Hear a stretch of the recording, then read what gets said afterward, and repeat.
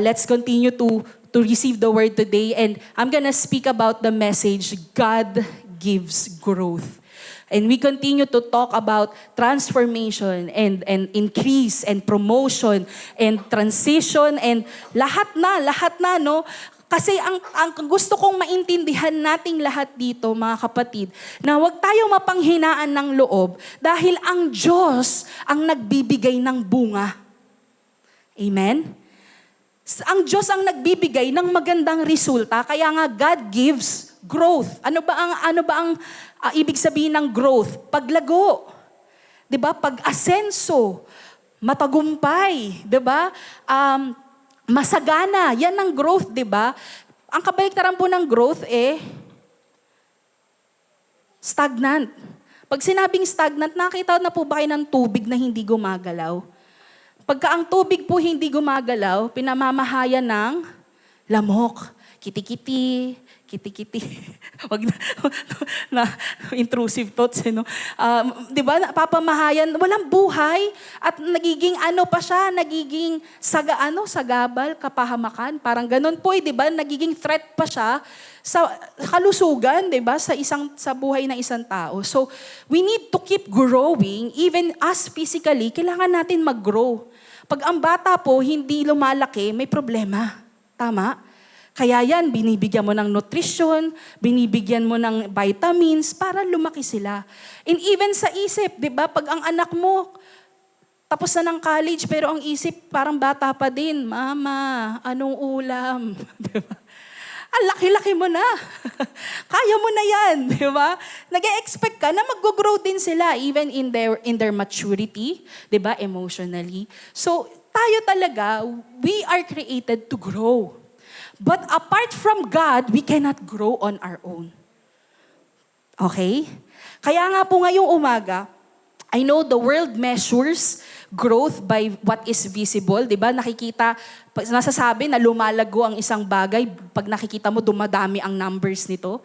Diba? Dumadami ang miyembro, dumadami ang pera, 'di ba? Yun ang success Yun ang growth 'Di ba? Minsan yung influence, 'di ba? Pagka lumalaki yung impluwensya mo, parang ang tindi na 'to, bigatin, 'di ba? So, dati ganito lang siya, ngayon malaki na yung niya. So, tayo minsan nakatutok lang tayo sa visible, pero hindi natin naiintindihan na ang totoong paglago, the real growth is a spiritual thing. And it comes from God. Why? We are created by God and we are spiritual beings. Apart from a spiritual God, we will die. Kumbaga, may hangganan tayo kung wala ang Diyos.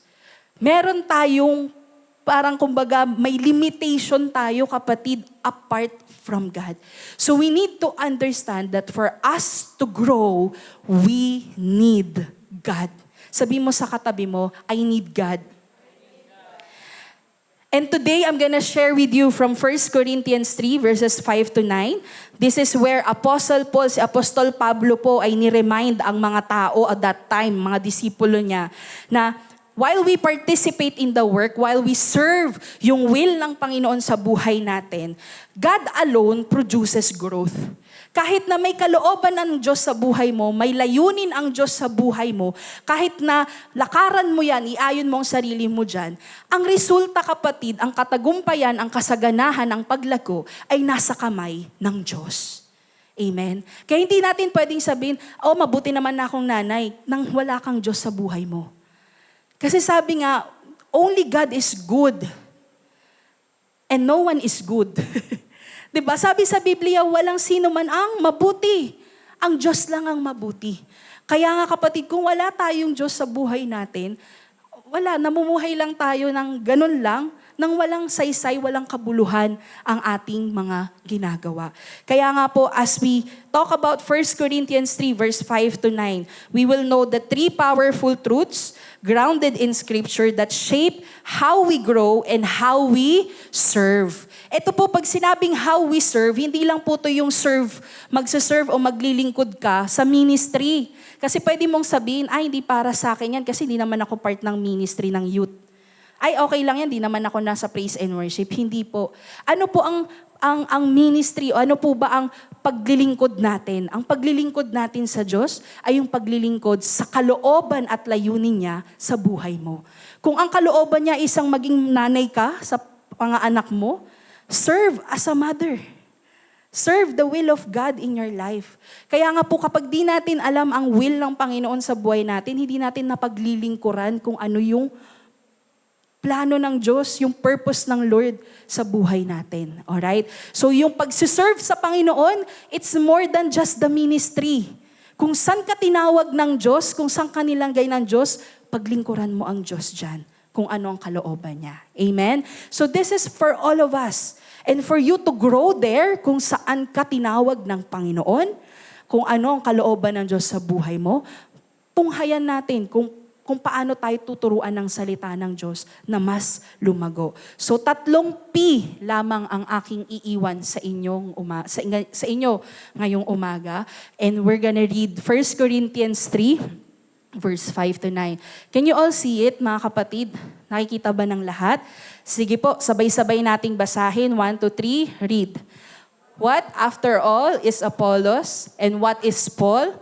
Only servants through whom you came to believe, as the Lord has assigned to each his task. I planted the seed, Apollos watered it, but God has been making it grow. So neither the one who plants nor the one who waters is anything, but only God who makes things grow. Ang sabi po dito sa verse 8, the one who plants and the one who waters have one purpose, and they will each be rewarded according to their own labor. For we are co-workers in God's service. You are God's field, God's building. May the Lord bless the reading of His Word. So, from this passage, makikita natin ang 3 P na hinahanap natin, no? That will teach us how to grow and how to serve. The first thing that we need to understand is the first P. Kailangan natin malaman yung posisyon natin. Our position. That's the first P. And our position, according to the Word, is that we are servants. Katiwala. Tagapaglingkod. Diba? Pag may servant, merong master. At sa isang tahanan, may iisang master lamang. Hindi pwedeng 2 ang boss mo. Kasi magkakaroon ng confusion. Sinong susundin ko? Diba? Kaya nga ang sabi sa Biblia, you cannot serve both masters. You cannot serve money and you cannot serve God. It's either alipin ka ng pera o alipin ka ng Diyos. Pag sinabi pong alipin, hindi po ito yung alipin na definition ng mundo. Kasi pag sinabing alipin ka sa mundo, di ba, kawawang-kawawa ka. Di ba, sapilitan, para kang kinulong, di pinapakain, di ba, mababa kang sa katayuan mo. Pero kapag tinawag kang alipin ng Diyos, kapatid, ang ibig sabihin lang nun, ikaw yung tao na naglilingkod doon sa kalooban ng master mo. At kung sinasabi natin na mabuti ang master ko, ibig sabihin mabuti lang ang kanyang kalooban. Wala siyang ipapagawa sa atin na ikakasama mo. Kasi mabuti siya eh. Tama ba? Hindi magiging mabuti ang ating Diyos kung masama ang pinagagawa niya sa atin. At ikapapahamak mo ang kalooban niya. Kaya nga sabi sa Jeremiah 29 verse 11, for I know the plans I have for you, says the Lord. Alam niyo po ba yung word na Lord, Panginoon? Master yun eh. Diba? Kaya nga po landlord eh. Yung landlord ang nasusunod, hindi yung tenant. Diba? Pag naningil na yung landlord, bakit po kayo ngayon naniningil? Diba? Wala namang tenant na nagsasabi ng gano'n. Next week na po kayo bumalik, next week ako magbabayad. Di ba sila ang tenant, so dapat landlord ang masusunod. Kaya po, Lord, di ba? May nasusunod. So, kailangan natin maintindihan ang posisyon ng Panginoon sa buhay natin at ang posisyon natin na tayo ay mga abang manlilingkod. Pag sinabing abang, yung mapagpakumbaba. Kasi kapag hindi po natin natutunan magpakumbaba sa Diyos at hindi natin makita ang ating kalagayan, no, bilang mga manlilingkod lamang, tayo pa rin ang nasusunod. 'Di ba?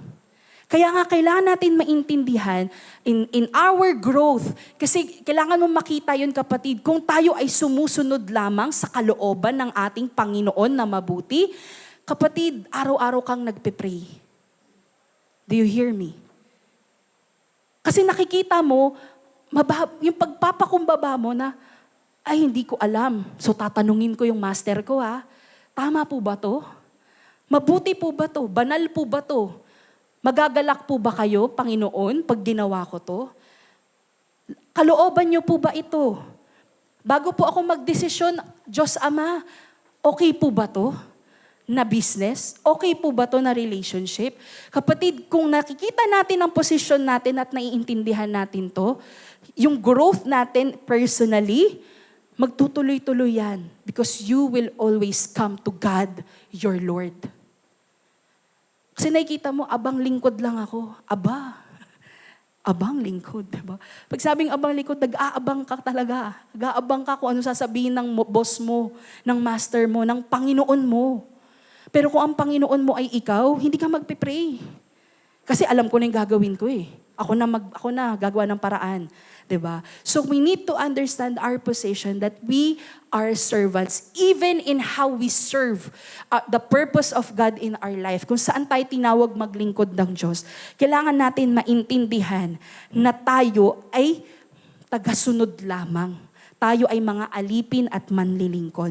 Sabi nga sa verse 5 in our passage, after all, what is Apollos? Si Apollos po, isa sa mga apostol din nung time na yan. Si Paul po ay isa ring apostol ng ating Panginoong Jesus. Sabi, sino ba sila? Sino ba tong mga leaders na to? Sino ba tong may mga posisyon na to? Wala sila. Tanging mga manlilingkod lamang sila na binigyan, na inassignan ng task ng Panginoon. Yung task, it's the will of God, the purpose of God, the mission of God for their lives. Sila po mga missionary ng Panginoon, mga pastor ng Panginoon din po yan sa Biblia. Si Apollos, si Paul. At nagpupunta sila sa mga lugar para mag-preach, para mag-encourage, magturo sa mga simbahan at that time.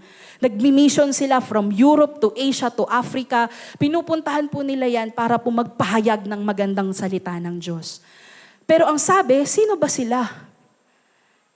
So you see, kailangan din natin hindi sa posisyon po nakikita kung ikaw ba ang magaling. 'Di ba? Hindi siya pagalingan kasi kailangan natin makita dito na lahat tayo ay tao at hindi tayo Panginoon. Tingnan mo nga yung katabi mo, mukha bang Panginoon niya? Huwag mo, mukha bang Lord? Baka si Lord na yung katabi mo. 'Di ba? Wala po sa atin ang Diyos. Tayo po ay mga taong nilikha ng Diyos. Kaya kailangan natin maintindihan, tayo ay merong mga kahinaan at meron tayong mga kapalpakan na magagawa. Walang perpekto sa atin, walang all-knowing sa atin. Sabi mo sa katabi mo, hindi ka all-knowing. Hindi ka mas magaling sa nanay mo, hindi ka mas magaling sa tatay mo. Sabi mo sa katabi mo, sa kabila, hindi ka all-powerful. Ibig sabihin, hindi mo kaya lahat. Amen? Kaya dapat, pag naintindihan natin yung posisyon natin na yun, lagi kang lumalapit sa Panginoon. Lagi mong hinahanap ang Panginoon. Hindi mo tinatakbuhan pag may problema. Ikaw ang lumatakbo papunta sa Diyos. Kaya nga po nakakalungkot pag may mga pinagdadaanan ng mga tao, ang unang nawawala sa kanila, si Lord. Nawawala yung time nila mag-pray. Pag nabisi sila, dumami ang mga responsibilidad nila sa buhay, ang unang nawawala yung paglilingkod nila sa Panginoon. Nakakalungkot. Ba't hindi nyo magbawas ng overtime? Overtime naman yan eh. Sure na yung 40 hours mo. Yung 41, 42, let go mo na yan. Let the Lord bless you as you put Him first. So naintindihan natin kapatid, we cannot serve two masters. You can only serve one. And you have to know the position of God in your life and your position before God. Sabi nga, tayo ay mga tao lamang, naintindihan niya ng mga tao. Si Apollos, si Paul, maaring sila yung mga leaders, mga pastors, pero mga tao lang din sila, mga alagad lang din sila ng Diyos. Na ang Diyos ang nagbigay ng misyon para sa kanila. Sabi rin sa 2 Corinthians 3 verse 5, sabi ni Apostol Pablo, not that we are competent in ourselves to claim anything for ourselves, but our competence comes from God. Si Paul na po yan Si Paul na nagpastol ng maraming simbahan sa Biblia. Ang sinabi niya, yung kagalingan ko, yung competent po, yung pagiging magaling, pagiging skilled. Sabi niya, yung pagiging magaling ko, yung abilidad ko, hindi ito galing sa akin para kunin ko yung credit na ako to. Kasi magaling ako. Hindi. Ang sinabi niya, ang kagalingan ko ay nagmula sa Diyos. Yan po yung kababaang loob na kailangan nating matutunan. Na kung wala ang Diyos, hindi ko kakayaning magtrabaho. Grabe kaya magtrabaho sa init ngayon, kapatid. Ako po isang araw lang akong hindi nakapag-drive. Kailangan ko mag-commute pa uwi. Hinagip po ako ng hika kasi sobrang init, hindi ko kinaya yung biyahe sa labas. Paano pa kaya yung araw-araw bumabiyahe? Bilib ako sa inyo, mga kapatid. Pero di ba, kalakasan lang mula sa Diyos. Kaya ka pa rin nakakatayo, kaya ka pa rin nakakatrabaho, kaya ka pa rin may abilidad, di ba, na gumawa ng pera. Dahil sa kalakasang mula sa Diyos. Kaya kailangan maintindihan natin, kapatid, ang posisyon natin. Na kung wala ang Diyos, hindi natin kakayanin. Sabi, our competence, our strength, our peace, our joy, our provision, our miracle comes only from God. We cannot provide that for ourselves. Kaya nga, Lord, kung anong will mo, doon ako. Kung anong plano mo, doon ako, Lord. Kung ano yung best na nakikita mo para sa akin, doon ako, Lord.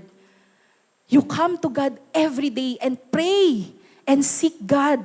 Read His Word and seek ano yung instruction niya, anong sinasabi ng Diyos patungkol sa buhay ko na to, sa parte ng buhay ko na to. May problema kaming mag-asawa, ano bang sinasabi ng salita tungkol dyan? Kasi maganda yung kalooban mo, Lord, for sure. So kung ano bang kalooban mo para sa aming mag-asawa, yun ang maganap. Kapatid, yun ang pagiging abang lingkod. Hinihintay mo kung ano yung paggagawa ng Panginoon sa'yo. Sa pamilya mo, sa negosyo mo, sa ministry mo, sa spiritual growth mo, ano bang plano ng Panginoon dyan? Kasi only God can give you power to do it. Sabi rin sa Luke 17 verse 10, kung titignan nyo, ito yung mga apostol ni Jesus that time. Sabi, when you have done everything you were told to do, should say, we are unworthy servants. We have only done our duty. Ibig sabihin, hindi naman sinasabing walang kwenta ang mga manlilingkod o ang mga alipin o tagapaglingkod ng Diyos. Ang sinasabi lang dito, at the end of the day, pag ginawa mo ang kalooban ng Diyos, hindi yan something na pwede mong ipagmalaki na, ginawa ko. Hindi yan to make you proud and to be prideful. Hindi mo pwedeng iyabang yan. Kasi kumbaga, expected yan, di ba? Parang inaasahan mo yan sa isang alipin. Di ba? Kung meron kayong katulong sa bahay, hindi sasabihin ng katulong sa amo na, ayan nilinisan ko na po yung lababo nyo ma'am. Malinis na yung kwarto nyo Hindi niya iyayabang na ganun kasi at the end of the day, expected na gagawin niya yun. Tayo rin mga kapatid, kung sinasabi natin, inaawit natin, Lord, I live to worship you. Lord, my soul longs for you. Pag inaawit natin yung katulad ng inaawit natin kanina, my life I give you. Kapatid, pag sinabi ng Panginoon, sige gumawa ka, hindi natin pwedeng iyabang, Lord, sumunod ako, so i-bless mo ko rito. Hindi, kapatid. Kapag sumunod ka sa Panginoon mo, inaasahan na gagawin mo kung anong kalooban ng Panginoon sa buhay mo. So yun yung sinasabi na wala tayong maipagmamalaki sa Diyos. Dahil ang lahat-lahat, pati ang resulta ng pagsunod mo, ang pagpapala na yan, dahil sumunod ka sa Panginoon, ay dahil galing sa Panginoon. Yan. Inatasan ka lang, sumunod sa Kanya. So be faithful to God. Be obedient to God. Commit to following the Lord in your life. And the result is God's. The ability is from the Lord. The reason why these great apostles, itong mga binabasa natin, sila Apostle Paul, sila Apollos, ay dahil mga kapatid, sinunod lang din nila ang kalooban ng Diyos sa buhay nila. So sabi mo sa katabi mo, stay faithful to God. Even Moses, look at Moses as our example. Ginamit si Moses ng Panginoon na iligtas ang mga Israelita sa pagkakabihag sa Ehipto.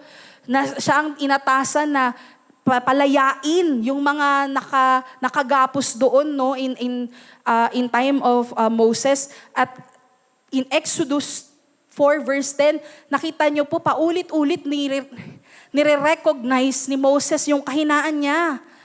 Sabi niya, pardon your servant, patawarin niyo ang inyong abang lingkod, Panginoon. Kasi hindi ako marunong magsalita.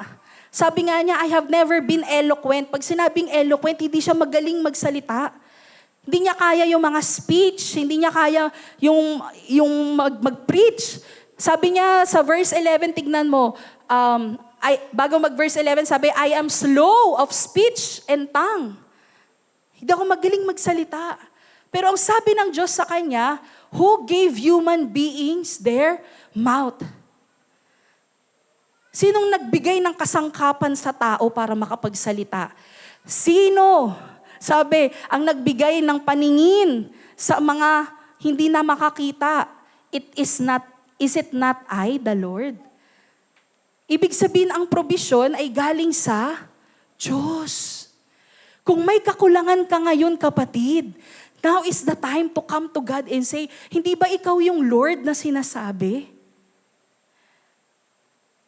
At ang pangako ng Panginoon, go, I will. Alam niyo po ba yung pag nakakakita kayo sa Bible ng salitang I will? Sure promise yan. Yan dapat ang mga ina-highlight sa Bible . Kasi yan na yung mga promises ni Lord. At pag si Lord ang nag-promise, sigurado ka kasi hindi nagsisinungaling ang Panginoon. Kaya kapag nag-commit siya sa'yo, I will help you. I will help you speak.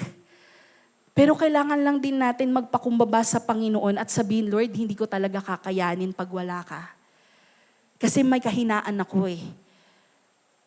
Sige, maaaring magaling ka talagang tao, matalino ka, pero hindi yan sasapat sa lahat ng gustong ipagawa ng Panginoon sa'yo. Kaya we need God every day. We need God. We need to recognize our position, that we are just humble servants, that we need our master to tell us what we need to do. Because He is a good master who will provide so that you can do it. Wala kang abilidad ngayon, God will make you able. Sabi mo sa katabi mo, God will make you able. Not disable Mamaya, may galit ka pala sa katabi mo, God will make you disabled. Para makaganti ka lang. Hindi. God will make you able because your God is able. Sabi nga niya, hindi ba ako ito ang Panginoon? Is it not I, the Lord? Ako to. Ang Diyos mo. So kung si Lord ang nagsabi at nagbigay ng assurance sa'yo, kapatid, yan ang ating kapayapaan. Hindi ko kaya, pero kaya ni Lord. Kaya dapat tayo yung mga masipag ngayon manalangin, kapatid. Kasi nakikita natin ang posisyon natin. And the next thing, the second P from the passage in 1 Corinthians 3 is our part. Hindi lang basta yung posisyon, pero yung part or yung purpose ng Panginoon sa atin. Ano ba yung pinapagawa ng Panginoon? Kung ito ang ating posisyon at inaasahan tayong sumunod sa kalooban ng ating mabuting Diyos, ano ang dapat nating gawin? Tanungin mo yung katabi mo, baka alam niya, ano bang dapat nating gawin? Kapatid, our part is that we have a shared assignment. Pag sinabing shared assignment, group effort po, teamwork. Kaya nga sabi sa verse 6, sa 1 Corinthians verse 5, at chapter 3, sabi sa verse 6, I planted the seed, sabi ni Paul. Ako ang nagtanim, si Apollos ang nagdilig.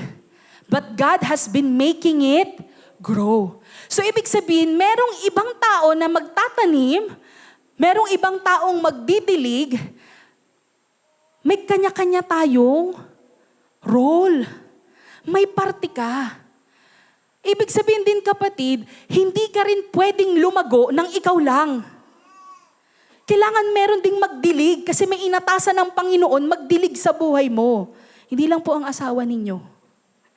Kung hindi pati ang salita ng Diyos, kailangan may nakakapakinig kayo ng nagpipreach ng salita ng Diyos. May nakakapag-disciple sa inyo, may nakakapag-pray para sa inyo. Kasi pag yung time na nanghihina ka, kaya ka nga nanghihina, tapos hindi ka pa nagko-connect sa church, hindi ka pa nag-aas ng prayer, paano ka mapapalakas, kapatid? Ang mahina, hindi niya kayang palakasin ang mahina. Naintindihan, kapatid? Kaya huwag kayong matatakot magsabi ng hihina ako ngayon. Huwag kayong magtago sa mga tao na pwedeng manalangin para sa inyo. Huwag kayong magtago sa mga taong pwedeng palakasin ang loob nyo. Huwag kayong magtago sa mga taong pwedeng makatulong sa inyo. Kasi ang sabi, merong shared assignment. Ibig sabihin, pag nag-atas ng assignment ng Panginoon, magtatalaga siya ng mga tao para ma-accomplish kung ano yung purpose niya. But ultimately, it is God who will make it grow. You just have to do your part. So kung ang part mo is pumunta ka dito pag Sunday, iba na. Iba ang aatasan ni Lord mag-preach. Hindi naman a-attend ka na rito, tapos ikaw pa rin mag-preach, ikaw pa yung worship leader, ikaw pa yung... You cannot do everything, kapatid. Hindi ka lalago nang mag-isa ka lang. The same way, even in our family, kaya nga sa family, di ba? Maraming members. Kasi hindi kaya ng nanay lang yan. Hindi aayos ang bahay, ng nanay lang ang kumikilos. It's either maayos ang bahay nyo o magulo ang nanay nyo. Hindi niya naman nasiraan na. Hindi ko na alam anong unahin ko sa bahay na to. Lahat nagmamama, mama, di ba? So even sa bahay, dinisenyo na iba't ibang role, di ba? Kasi meron tayong kailangan ma-accomplish na malaking bagay. And the same thing with the growth, even in our ministry, it is a shared thing. Sabi, someone will plant it, someone will water it, but God will make it grow. If you're part of this church, if you consider yourself a member of this church, or if you want to be a member of this church, God will give you a part in this church para ma-fulfill yung assignment niya sa church na to. Naintindihan? Hindi pwedeng pupunta ka dito and you consider yourself part of this house, member of this house, pero yung sarili mo lang kwarto yung inaayos mo. Kung kailangan ka sa ibang part, kasi para maging maayos ang buong bahay, hindi mo pwedeng sabihin, hindi okay na ako, maayos na yung akin. Kapatid, hindi. Hindi mo rin na-fulfill yung purpose ng Lord sa iyo to help others. Remember, the purpose, when God gives purpose to us, it's not for yourself. Your purpose is for others. So kung hindi na-bless ang ibang tao sa buhay mo, then hindi mo pa na-fulfill yung purpose ng Panginoon sa buhay mo. So sabi mo sa katabi mo, you need others. God's work involves different roles with one mission, and that is for you to grow. Isa lang ang mission ng Panginoon, lumago ka. Walang ibang desire si Lord sa ating lahat kung di maging masagana tayo sa lahat ng aspeto ng buhay natin. Pero hindi tayo magiging matagumpay, hindi tayo lalagot magiging masagana kung wala tayong relasyon sa ibang tao. Di ba? Walang nakakaalam ng problema mo. Kinikim-kim mo hanggang sumabog ka na lang. Kung napag-pray ka, kapatid, paano kung yung hinihintay mo palang trabaho, may connection dito sa church, nakakilala, may opening pala yung trabaho nila, hindi mo nalaman. Yung mga ganun, kasi I've seen that in our church in London, sa Canada po, CLC London. Meron po kaming ministry doon na before na inumpisahan para sa mga immigrants, yung mga bagong dating na mga Pilipino sa Canada. At ang ginagawa po, lahat po ng miyembro ng church na merong mga opening sa mga kumpanya nila sa pinupost po doon sa church para yung mga bago makita nila. Pero kung hindi ka connected, at hindi mo inalaw ang Panginoon, dalhin ka kung saan ka matutulungan, dito na ako, Lord, okay na ako rito. Hindi, tanggap ko na, Lord, ganito lang talaga. Kapatid, hindi ka mag-grow. God's desire for you is to grow. And He will put you and bring you to places where you will grow. So you have to trust God. That God can use people, God can use others, na maglalagay siya ng mga tao sa buhay mo na matutulungan kang lumago. Ang problema kasi sa generation natin ngayon, punong-puno na tayo ng scam. 'Di ba? Parang hirap magtiwala. Narinig ko na yan eh.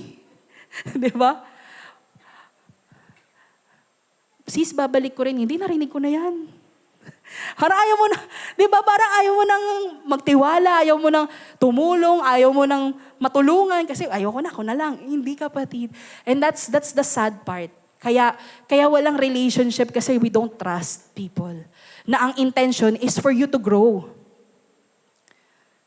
God wants you to grow. Yun ang layunin ng Panginoon sa buhay natin. Lumago ka, kapatid. So allow God to put people in your life. Kung yan, dinala ka rito, may purpose kung ba't ka nandito. Hindi lang yan basta join in ka sa gawain, pero that will also bring growth in you. The same God who brings growth sa kabuuan, is also growing you. Kaya nga kapag sa prayer meeting, kapatid, kala lang natin na gumagawa lang tayo, nagpe-pray lang tayo ng mga prayer items. Hindi mo alam, pati ikaw, ginogrow ni Lord yung heart mo, binabago. Pag nagpe-pray ka sa ibang tao. That's the purpose of God. The God that we pray to changes your heart so that you will have the burden for the things that you are praying for. The more you pray about it, di ba, nababago yung heart mo. Mas lalo kang nagke-care para doon sa pinagpe-pray mo, fina-follow up mo. Kaya nga, kapatid, yung purpose ng Panginoon for Him to grow this church, kasama ka doon sa gusto niyang i-grow. Kaya wag mong pigilan kung ano yung paraan ng Panginoon na palaguin ka. If you have leaders above you, allow. Because God has put leaders in your life to help you, to encourage you, to support you, para maging matagumpay ka. So sabi mo sa katabi mo, God wants you to grow. Sabi sa 1 Corinthians 12, verse 12, just as a body, though one, has many parts, but all its many parts form one body, so it is with Christ. Kung tayo ay parang katawan ng tao, na iisa ang katawan, pero maraming parte, ganun din daw po ang katawan ni Kristo, ang simbahan. Kaya nga kung miyembro ka ng simbahan na to, o kung gusto mo maging miyembro ng simbahan na to, kapatid, dito talaga hindi mo naiisipin yung problema mo. Bakit? Kasi mabibisi ka sa gawain ng Diyos. Kasi may gagawin ka, 'di ba, sa kaharian niya. May pinagagawa eh. Hindi ko na muna isipin to kasi may pinagagawa si Lord eh. And the more we focus on God, the more we focus on God's mission sa buhay natin, kapatid, yung problema natin minsan lumiliit na lang ng lumiliit hanggang sa lumipas na, ay, nalagpasan ko na pala. 'Di ba? Yan po ang sikreto. If you're going through something, don't stop serving. The more you serve, the more you see God there. And the more your God gets bigger, the smaller your problem becomes. Trust me. How many times na marami din po akong nalagpasan na problema sa buhay ko, hindi ko na malayan. Nagpaka-busy na lang akong mag-serve kay Lord. Kasi eventually, pinalakas pala ako ni Lord kaya nalagpasan ko.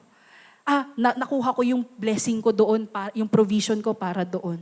So, you see, when the more you pursue God, the more He becomes bigger in your life. And other things, nagiging less na lang yan.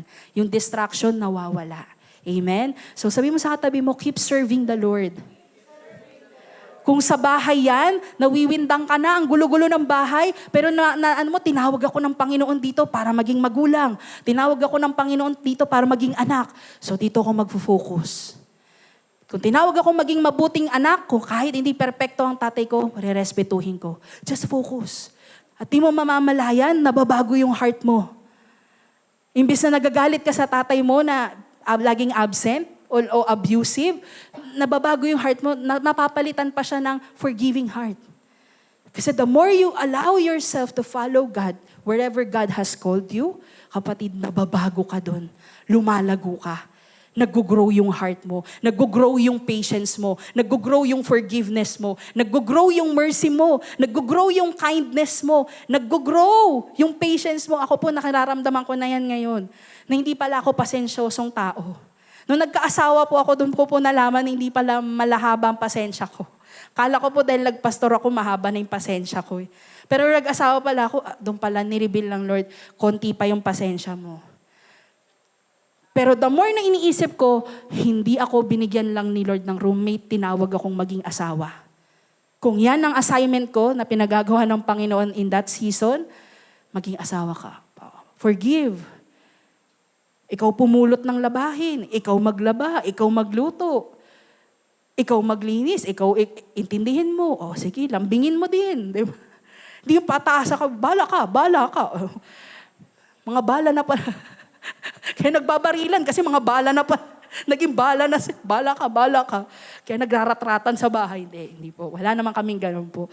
Pero you see, kung saan ka tinawag, like I said, hindi lang naman siya inside the church. God has a mission, an assignment for you wherever God has placed you. In your workplace. Don't just go in your work nang ganun lang. Ask God, Lord, anong assignment ko dito? Anong shared assignment ko? Kasi kung tinawag mo akong magdilig dito, magdidilig ako. Ang sabi ni Lord, magtanim ka. Walang palalaguin ng Diyos kung walang nagtanim. Walang bibigyan ng nutrisyon ng Diyos kung walang magdidilig. Alam niyo po ba, ang roots, nag-grow yan, pagkadilig ka ng dilig, pag sisinaga ng araw, di ba po, nagiging healthy siya, lumalago, lumalalim yung root niya. So kung walang nagdidilig, mamamatay, mababaw lang ang ugat niyan. Kaya nga, magtanim ka. Tinawag ka sa work mo, walang nag-share doon about ikaw lang ang Christian, mag-share ka. And let God change your workplace, the heart of your co-workers. Sa bahay mo, ikaw lang ang Christian, pray for your family. Kung anong tinawag sa'yo ng Diyos. Kasi if God wants to grow your family spiritually, then someone has to do the job. Who's gonna do the job? Yung tinawag ng Panginoon. Yung pinisisyon ng Panginoon sa trabaho na yan. So sabi mo sa katabi mo, binigyan ka ng posisyon ni Lord. Gawin mo, kapatid. Amen? So Ephesians 4, verse 11 to 12, si Lord ang nagbibigay ng regalo to equip the people for works of service. Ibig sabihin, si Christ mismo, ang ating Panginoon mismo, ang nagbibigay ng mga tao na regalo. Kaya hindi pa sakit ang life group leader mo. Regalo yan, kapatid. Sabi para i-equip ka, i-train ka, para makapaglingkod ka. Magawa mo yung pinagagawa sa'yo, yung equip to grow you to water you, to feed you. Diba? So that the body of Christ may be built up. In other translations, so the body of Christ may grow. God desires for growth. Alright? And then the last thing, the last P, our provider. So the first P is our position. We are servants. The second P is our part or purpose, that we have a shared assignment. And then number 3, we have our provider. God is the source. Pag sinabing source, isa lang ang source, kapatid. Hindi pwedeng maraming sources. Pag maraming sources, hindi mo mapagkakatiwalaan kasi hindi mo alam sino nagsasabi ng totoo eh. Meron kang ano yung tawag sa entertainment, sa showbiz? Reliable source. Lahat sila reliable source pero iba-iba yung news nila. Diba? Sino ang source? Sino ang tunay? Pero ultimately, if we are to grow spiritually, there is only one source of growth, and that is God. And even in every area of our life, if we want to grow financially, if we want to grow emotionally, if we want to go physically, mag-mature tayo, kapatid, we need God. Why? Because our life comes from God. At kung kanino nagmula ito, yun ang magsusustain doon. Nakita na ba kayo ng mabuting nanay na nagpaanak, tas sa iba niya pinaalaga yung anak niya? Diyan ka dumede, diyan ka kumain, diyan ka lumaki. Hindi. Kung sino ang nagpaanak, expected yun ang magpapalaki. That's the normal way. I believe merong mga cases na hindi talaga ganon. Pero in a normal case, kung sino ang nagpaluwal, yun dapat ang expected na mag-sustain nun. So if our life comes from God, who's the sustainer of our life? God. No one else and nothing else in this world. Sabi sa verse 6-7 in 1 Corinthians 3, God has been making it grow, so neither the one who plants nor the one who waters is anything, but only God who makes things grow. Kahit na meron tayong parte na dapat nating gampanan, ang ating paglago ay hindi lang nakasalalay sa tao. Hindi po sa tao tayo nakadepende, kapatid. Dahil ultimately, sabi, ang Diyos ang nagpapalago. Ang Diyos ang nagpapalago sa lahat ng bagay. Sabi nga sa Psalms 127 verse 1, unless the Lord builds the house, the builders labor in vain. Unless you trust the result to God, lahat ng ginawa mo ay walang kabuluhan, kapatid. Kung ginagawa mo lang yan sa sarili mong abilidad, kung ginagawa mo lang yan sa sarili mong kagustuhan, pero hindi naman yan bless ng Panginoon, baliwala lang din, kapatid, yung effort mo. So yun yung sinasabi, kahit sabihin ng Panginoon na may pinagagawa siya sa'yo, pero Lord, paraan ko If God's not in it, it will not be built. Unless the Lord watches over the city, the guards stand watch in vain. Jesus teaches us even in Mark 4:26-29, in the parable of sowing of the seed. Sabi dito, this is what the kingdom of God is like. A man scatters seed on the ground, night and day, sabi, whether he sleeps or gets up, the seed sprouts and grows, though he does not know how. Ibig sabihin, kung sino yung nagtatanim, nagpapakalat daw ng buto sa lupa, hindi niya alam paano nag-grow yung tinatapon. Diba? Kinalat niya lang. Kasi yun lang yung trabaho niya Siya yung tagapakalat ng buto sa lupa. Pero sabi niya, hindi niya alam kung paano nag-grow yung mga kinakalat niyang buto. Sabi, all by itself, the soil produces grain, first the stalk, then the head, then the full kernel in the head. As soon as the grain is ripe, he puts the sickle to it because the harvest has come. Ibig sabihin, there's somebody else who makes things grow. In whatever you do, kapatid, don't forget to surrender it to the Lord. Lord, I've done my part. Now, bless it. Kasi minsan inaagaw pa rin natin yun kay Lord Lord, ako na. Kaya ko naman Di naman ako tamad, Lord. Ako nang bahala. Pero minsan naaagawan natin ng role ng Panginoon na siya ang source. Ibig sabihin siya yung magsusustain. Alam niyo po ba ibig sabihin ng source? Sustainer of life. Kaya nga kung walang magsusustain ng buhay, mabilis yang mamamatay. Mabilis yang matutuyot. Kaya nga kahit anong kalakasan natin kapatid, pag dumating ang panahon na nagkasakit ka, kahit anong gusto mong overtime, hindi ka makapag-overtime. Kapag tinanggal ka sa kumpanya, kahit gaano ka kasipag, pag tinanggal ka na ng boss dyan, wala na kapatid. Only God can make things grow. God alone produces transformation. We just need to simply participate. Ibig sabihin, we are co-workers with God. Pag sinabi ko, ano lang pinagawa sa'yo, yun lang ang gawin mo. And the rest, don't worry about it. Kaya nga po, punong-puno ang Biblia ng command na do not worry. Sabi mo sa katabi mo, do not worry. Do not worry. Bakit? Kasi si Lord na ang bahala. Basta gawin mo ang part mo, mag-pray ka.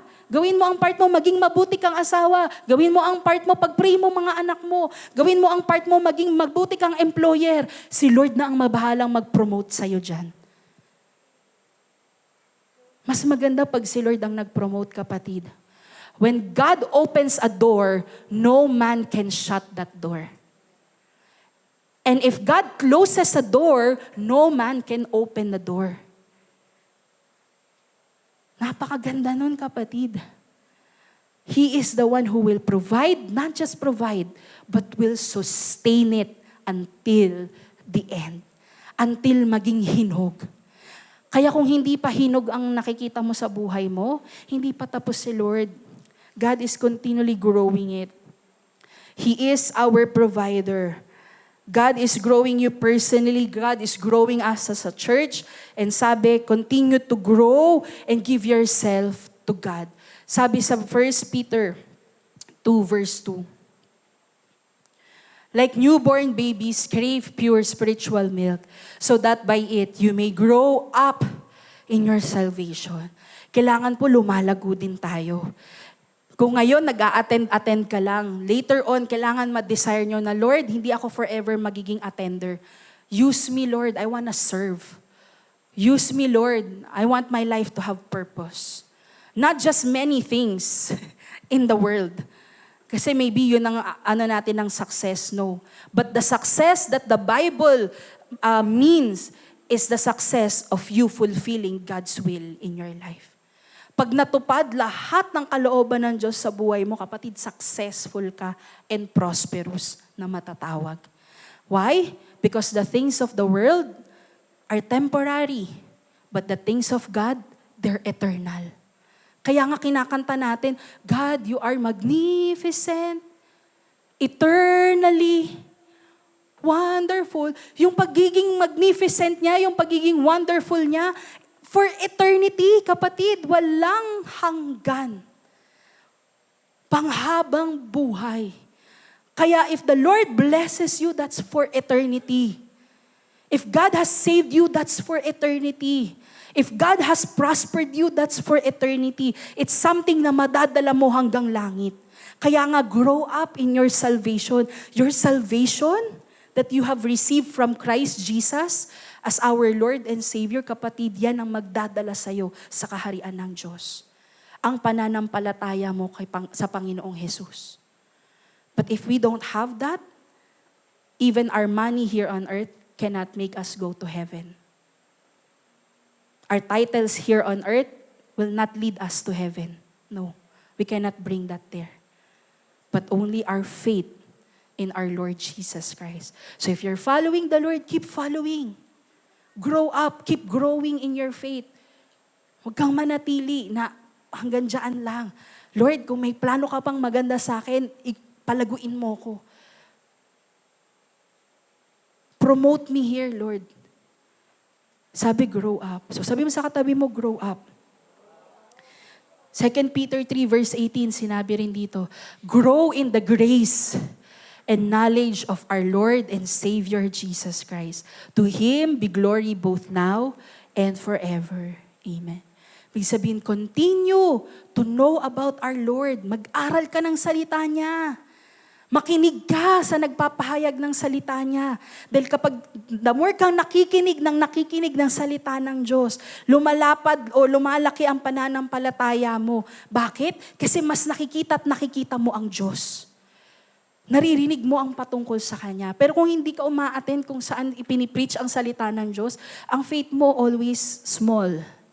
Though that can move mountains, but it will never make you believe in bigger things. Di mo kayang maniwala sa milagro kasi hanggang doon lang yung pananampalataya mo. Yes, it can move mountains. That's true. Pero isn't it nice kung ang pananampalataya mo can believe for impossible things? So, what I'm trying to say, kapatid, is continue to grow in your knowledge of our Lord para yung faith natin lumalago din. Amen?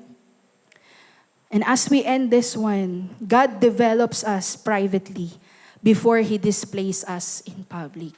We can never grow in public if hindi nag-grow ang roots natin sa baba. Tandaan po natin, when we plant a seed, feeling nyo wala pang bunga. Tagal naman nito, last week ko pa tinanim yan dyan eh. Wala pa rin ako nakikita. Pero hindi nyo alam, ang unang nag-grow ay yung nasa tago. Yung nasa ilalim. At kapag lumago ang roots niyan, mas magiging malaki ang usbong ng puno ng buto na yan. So don't expect for something big to happen publicly if your private life is not growing. Don't expect God to use you in mighty things if you are not praying. If you are not reading the Word. Kasi how you grow in secret will be blessed in secret. And people will see that as the Lord reveals the secret. Kaya nga kapatid, grow in your personal. Kung saan ka mag-grow, go. Kasi the more you are growing in yourself, the more ka nag-grow in the things of the Lord. Sa kingdom niya, mas marami kang nagagawa. Mas marami kang napupuntahan. Mas marami kang nabibless. Mas marami kang natatouch. The more God blesses you, mas nagiging maapaw ang pagpapala na naibabahagi mo sa iba. Pero kung wala ka maibabahagi. Naintindihan, kapatid? If you're not praying, how can you pray for your family? If you're not reading the Word, how can you encourage your father, your mother, your co-workers? If you don't know God, how can you lead them to Christ? So grow personally and let God show you mighty things in public. Amen? This is God's process. First, the seed needs to be planted. Let your roots grow. And as you grow, you will see the fruit. Ultimately, at the end of it all, whatever God has started in your life, kung natatayaman ka ng seed last year, trust that God is the one who's growing. And the more you allow yourself to be exposed kung saan ka madidiligan, kung saan ka mafe-feed, nag-grow ka, and eventually, yung fruit, yung bunga, si Lord nang bahala dyan. Makakaasa ka ba na magandang magiging bunga pag si Lord ang nagpatubo nito? Yes! Because our God is good. Hindi pwedeng ang good ang bunga, good ang puno, tas bad ang bunga. 'Di ba? Kung good ang puno, good ang bunga. So if your God is good and He's the one who's gonna grow it, you can rest assured, you can be confident that whatever God started in you, maganda ang resulta niyan. That's His promise in Philippians 1 verse 6. I'm gonna end with that, if we can show it. Sabi sa Philippians 1 verse 6, being confident, say the word confident. Confident of this, that He who began a good work in you, He who began, pag sinabing began, ano yung inumpisahan? Nataniman ka. Una mong narinig about the Lord, huwag kang tumigil dyan, kapatid. Because sabi, the one who began a good work in you will carry it on until completion. Until the day of Christ Jesus. Alam niyo po ba yung the day of Christ Jesus? The end of the world. So hanggat hindi pa end of the world, hindi pa tapos si Lord sa pagbubunga sa'yo. Kaya continue on. Continue to trust in the Lord, continue to give yourself to God, continue to know the will of God in your life para nakikita mo kung hindi lang yung position mo, but your role, your part. What you need to do, ano yung kalooban, yung layunin ng Diyos sa buhay mo. And as you continue to do that, the trust that God's process is to grow you there, to mold you there, to build you up there, to make you better, to make you wiser, to make you stronger, to make your faith deeper. And the more you grow, kapatid, may kita mo yung bunga. When God says, okay, hinog ka na. Hinog ka na, kapatid. But until such time, let's continue on. Sabi mo sa katabi mo, huwag kang mapapagod. Si Lord ang bahala sa'yo.